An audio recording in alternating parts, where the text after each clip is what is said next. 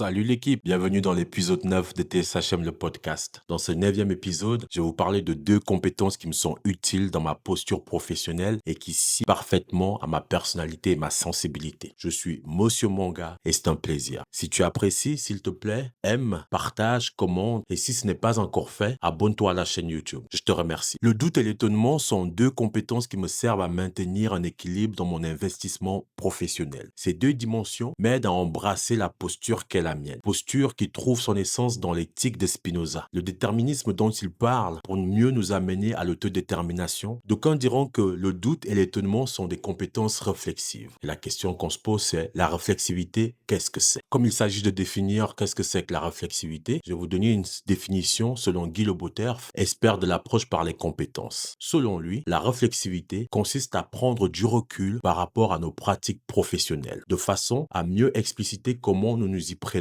pour modéliser et pour faire évoluer nos schémas opératoires, de façon à pouvoir les transférer ou les transposer dans des nouvelles situations. La réflexivité prend donc place dans une boucle d'expérience. Je vis quelque chose, j'analyse pendant que je vis la chose, bref, je vais faire simple, je vais vous mettre en croquis dans la vidéo. Cependant, moi, j'ai une préférence pour la définition de Donald Schoen. Qui c'est celui-là encore? C'est un philosophe et chercheur en sciences de l'éducation et la pratique professionnelle. Il présentait la réflexivité comme étant la capacité à réfléchir sur sa propre pratique en action et après l'action. En plus simple pour le commun de mortels comme toi et moi, la réflexivité, c'est tout simplement s'observer, agir, interagir, ressentir et en tirer des enseignements. Voilà. Pourquoi faire compliqué quand on peut faire plus simple? Cette faculté fondamentale permet de s'ajuster ou de se réajuster au fur et à mesure. Je t'explique. Tu es dans une discussion avec un jeune ou je sais pas avec quelqu'un pour une activité. Et est-ce que ça vous dirait qu'on fasse un repas? Ouais, je ne sais pas et tout, je sais pas cuisiner. Mais tu sais couper des oignons? Oui, mais les oignons ça fait pleurer. Mais t'inquiète pas, c'est pas grave, on est entre nous. C'est un petit échange qui n'a l'air de rien, mais avec la personne, vous n'avez pas cessé de vous réajuster parce que vous avez un objectif, c'est de l'amener à participer à l'activité cuisine. Pourquoi activité cuisine? Parce que c'est une des activités les plus appréciées dans le travail social. Pourquoi le doute et l'étonnement m'apportent un équilibre dans mon cheminement professionnel? Cela me semble évident lorsque l'on sait que mon rapport au monde, au savoir et à moi-même est principalement basé sur le sens et la pensée critique. Pour être plus clair, je questionne tout et constamment. Je suis épuisant, moi-même je m'épuise d'ailleurs. Quoi de mieux que l'étonnement et le doute pour mûrir ma réflexion et imaginer d'autres façons de faire dans le travail social? Ouais, je sais. Je suis un petit peu prétentieux, j'ai envie de révolutionner ce domaine, etc. Mais pourquoi pas, hein? Si moi j'ai envie de faire autrement, il y a un problème avec ça? C'est Pierre Desproges qui disait: «La seule certitude que j'ai, c'est le doute». Eh bah, je suis d'accord avec lui. Eh oui, les grands esprits se rencontrent.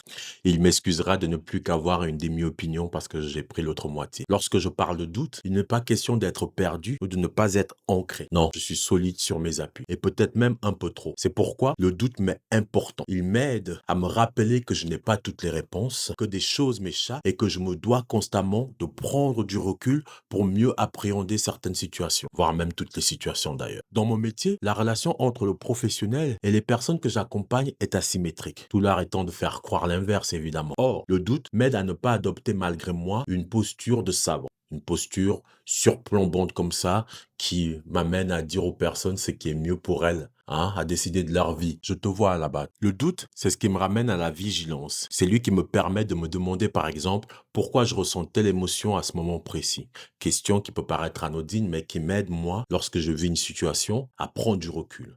C'est aussi le doute qui m'amène à me poser la question pour qui je fais les choses. Est-ce utile pour la personne que j'accompagne ou est-ce pour me rassurer moi, le professionnel? Le doute fait partie de mon éthique et du code déontologique professionnel que je m'impose. C'est une manière pour moi de rester ouvert, curieux et alerte dans mon métier. Quant à l'étonnement, cela me fait penser à un collègue en particulier. Tout d'abord, il est important que je vous dise que toutes les personnes, tous les professionnels que j'ai pu rencontrer sur mon chemin m'ont appris au moins une chose. Cette personne elle me faisait penser à Grincheux dans Les Sept Nains et au père de Jack Sparrow dans Pirates des Caraïbes. Genre un type qui a déjà tout vu, tout fait, tout vécu. C'est bon, t'as l'image là? Un professionnel blasé que plus grand chose n'étonne, ne surprend. Mais au moins, il m'a appris une chose. Si la routine professionnelle que je venais à vivre atteignait ce niveau-là et se transformait en cynisme, c'était le signal pour moi qu'il fallait que j'arrête ce travail et que je me reconvertisse dans l'élevage de vaches qui écoutent de la musique classique. Ah bah oui,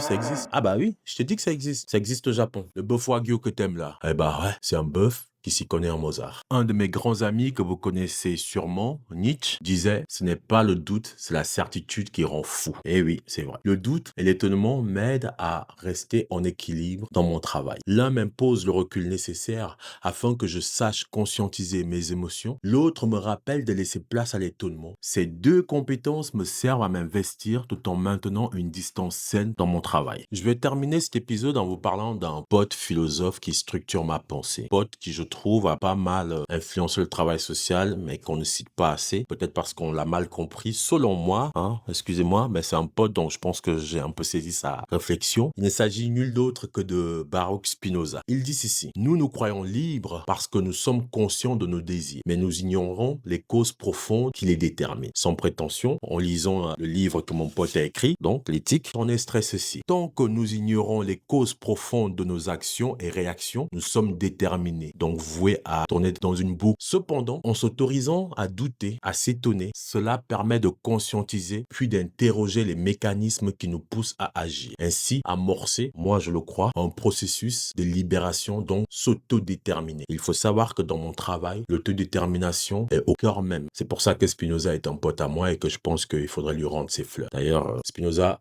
c'est pour toi, mon pote. C'était TSHM le podcast. Merci de m'avoir écouté jusqu'au bout et regardé. N'oublie pas, s'il te plaît, si tu as apprécié, de mettre un j'aime, de partager, de liker. Et si ce n'est pas encore fait, abonne-toi à la chaîne YouTube.